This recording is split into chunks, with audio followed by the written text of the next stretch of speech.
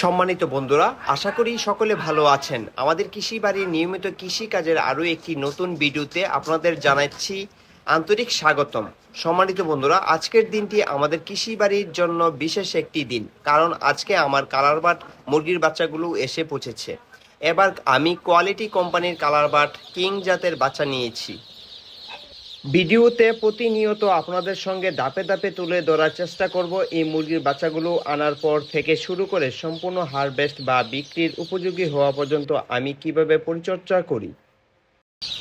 আপনারা অনেকেই আমার কাছে প্রশ্ন করেছিলেন, এই যে পেপারটি দেখতে পাচ্ছেন, এই পেপারটিতে মুরগির বাচ্চাগুলো কতক্ষণ রাখতে হয়, অর্থাৎ কয়দিন রাখতে হয়। তো আমি সাধারণত এই পেপারটিতে মুরগির বাচ্চাগুলো 24 ঘন্টার মতো রাখি, অর্থাৎ একদিনের মতো মুরগির বাচ্চাগুলো এই পেপারটিতে রাখি।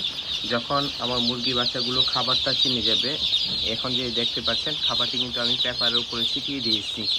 যখন এই মুরগির বাচ্চাগুলো খাবারটি চিনে যাবে, তখনই কিন্তু আমি এই পাত্রগুলোতে খাবারটা দেব। এই পাত্রগুলোতে দেব এই তো 5 থেকে 6 ঘন্টা আমি এই পত্রিকাতে পেপারটিতে খাবারগুলো দেব, তারপরে আমি পাত্রগুলোতে খাবারটা দিয়ে দেব।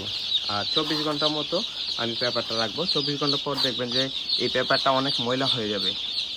তো ময়লাটা যদি হয়ে যায়, তখন পেপারটা যদি আমি চেঞ্জ না করি, তাহলে কিন্তু অ্যামোনিয়া গ্যাস সৃষ্টি হবে। ওই অ্যামোনিয়া গ্যাস সৃষ্টি থেকেই কিন্তু মুরগির বাচ্চাগুলো ঠান্ডা লাগতে পারে। তো 24 ঘন্টার মতো আপনারা পেপারটি রাখবেন, তারপর পেপারটি চেঞ্জ করে দিবেন। আর এই মুরগির বাচ্চাগুলো হচ্ছে কোয়ালিটি কোম্পানির, কোয়ালিটির কালারবাট কিং যে বাচ্চাটা, সেই বাচ্চাটা এই বাচ্চাটা। তো আজকে বাচ্চাগুলো উঠালাম। মুরগি পালন সম্বন্ধে যদি কোনো প্রশ্ন থাকে তাহলে ইনবক্সে প্রশ্ন করবেন। আর আপনারা কোন মুরগি দিয়ে শুরু করবেন যদি বলতে চান, তাহলে আমি বলবো আপনারা কালারবাট মুরগি পালন শুরু দিয়ে আপনার খামারটি শুরু করেন। ধন্যবাদ সবাইকে, ভালো থাকবেন।